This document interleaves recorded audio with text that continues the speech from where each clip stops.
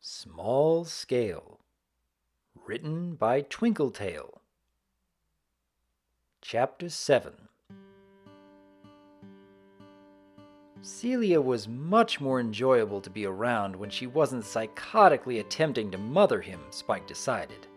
Sure, she was still treating him like a child, but he could at least understand where she was coming from with that. He preferred to be treated as a mature dragon, but physiologically, he was still a child, and Celia probably wasn't used to dealing with dragons his age who were this emotionally advanced. She had let up on a fair amount of behaviors that would have been more appropriate for younger dragons, though. She was still a little touchy, but she wasn't constantly picking him up and holding him in her arms. The kisses to the forehead were also gone. In fact, she seemed to stop any behavior that could have been implied as treating him as her own child. She was still affectionate and friendly, but not quite in the same way. "And that's when I turned into a fully grown rampaging dragon," Spike said. "I barely even remember anything I did during that time. I just remember smashing things, taking other things, mostly things I hadn't already smashed, and climbing that mountain with Rarity." Celia responded, looking down at him with a smile. "I have an opinion about that Rarity you're talking about, but out of respect to you, in case you are capable of thinking on your own accord, I'll keep it to myself." "Thanks," Spike said. "I'd try to convince you otherwise about Rarity, but I'll save that until after the trip to the shaman." A thoughtful look crossed his face as he looked up to Celia. "You know, I never got why greed made me grow like that." "Oh, that's an easy question to answer," Celia said. "It's a curse placed on dragonkind long, long ago." "Wait, really?" Spike asked, looking to her with interest. "What happened?" Celia chuckled and shook her head. "I'll never get over how little you know about dragons," Celia said softly. She brought her tail around Spike, a gesture which Spike felt a bit odd about at first. After a moment, though, he relaxed and let it be. "Long ago, when the world was young," Celia began, "there was a huge garden that all dragons were allowed access to. It had everything one could ever need. But one rule was understood between the dragons, and that one rule was that nobody was to take the sweetest fruit. That fruit belonged to the Creator, and only she was allowed to choose how it was used." "Why would she keep the tastiest fruit away from the dragons?" Spike asked. "Oh, she would let the dragons eat it," Celia explained, "but only for special occasions, so it wouldn't all be wasted. She expected the dragons to be mature enough to understand. But one, a young whelp by the name of Azure, decided that wasn't enough. He wanted to have the fruits whenever he wanted." "Let me guess," Spike said. "Azure snuck in and stole the fruits, got caught, and the Creator wasn't happy?" "Exactly," Celia confirmed. "The Creator decided that the dragons had to pay for this indiscretion, so a curse was laid upon them. From that day forward, if a dragon succumbed to their greed, they would age rapidly and become addicted to it. An outside source could break them from this if they acted fast enough, but left to their own devices, they would become a slave to their greed forever." "Wow," Spike said. "That's really interesting." Then he thought to himself, "But one thing confuses me about what happened to me." "What is it, child?" Celia asked. "Well," Spike began, "when I grew because of greed, I grew really tall, but kind of long and lizard-like and stuff. But when I grew because of Twilight's magical surge, Twilight said I grew really huge with a big, thick neck and stuff. Not like the other way I grew. What's up with that?" "Oh, that's an easy one to answer too," Celia answered. She reached up and pulled a book off of her shelf, opening it up and setting it on her lap. She glanced over to Spike. "Is it okay if I sit you on my lap? It'd be easier for us both to read the book." Spike thought about this carefully. He didn't want to make Celia think he wanted to be babied or anything, but he supposed it was easier, and she had respected him enough to ask his permission rather than just picking him up and doing what she pleased. "I guess it's all right," Spike said. He soon found himself lifted off of the bed, and sensed from her eagerness that Celia must have been hoping for opportunities to handle him again. He was set down on her lap, and had to admit that it was fairly comfortable. He certainly didn't want to stay past his trip to the shaman, but he could deal with this while he was here. "You see, a dragon's growth is far more receptive to the stimuli around it than that of other races," Celia explained, pointing to a picture in the book. The picture showed a dragon whelp with a few arrows pointing away from it. "We adapt to our environment in limited fashion.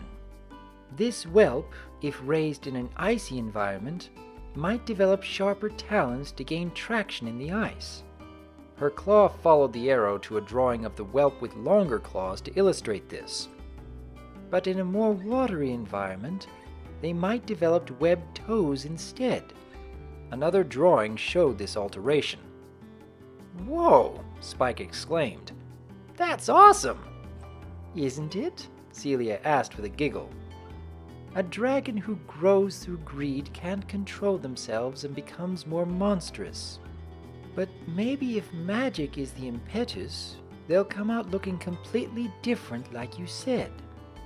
Spike smiled, excited to finally learn more about dragons.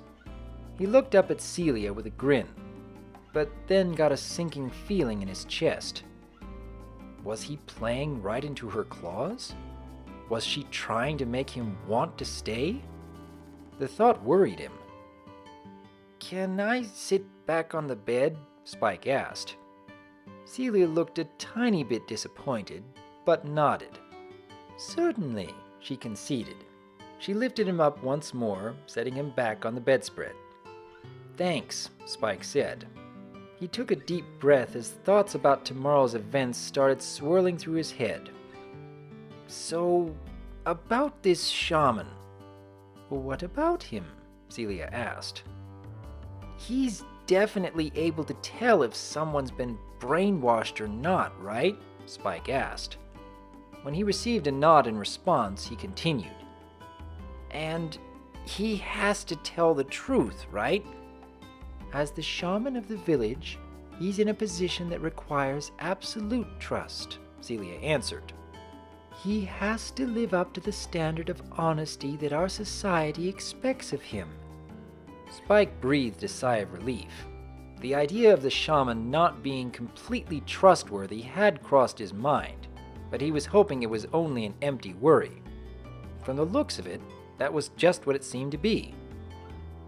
"Did you have any more questions, child?" Celia asked. "It's getting close to dinner time, and I was thinking of putting together a nice meal for you to celebrate our last night of doubt about your future." Spike knew that Celia had a much different idea of what his future held than he did, but she was right about that bit regardless. Tomorrow, his fate would be sealed and he would get to go home. Home, where he would never have to see this place or her again. That thought made him a bit sad. Despite the dubious nature of their meeting and time together, Celia was really a nice dragon. Her heart was in the right place, even though her morals might not have been, and she seemed so lonely. It didn't sit right with him to just up and abandon her completely. "Just one more question," Spike said. "Then go ahead," Celia responded. "But do make it quick, unless you don't mind waiting longer for your food." "Heh, right," Spike chuckled.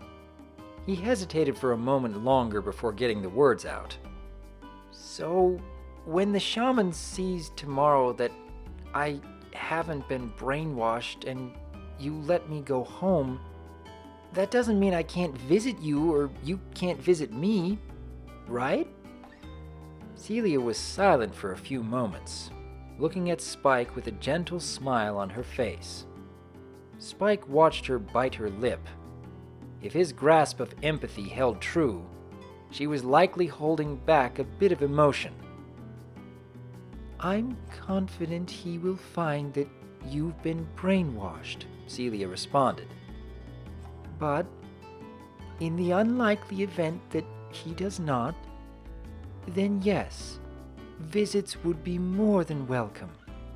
She then got up from the bed, stretching her legs and wings out. She reached out for Spike, stopping before taking hold of him. Do you want to get down? Yeah, Spike replied. He raised his arms to give Celia better access, and soon felt her claws wrap around him. He smiled up to her as he was set on the ground. You wait in here, Celia said.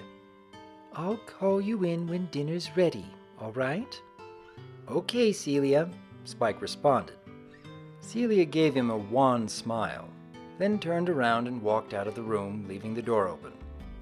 Spike was once again left in a position to make his escape.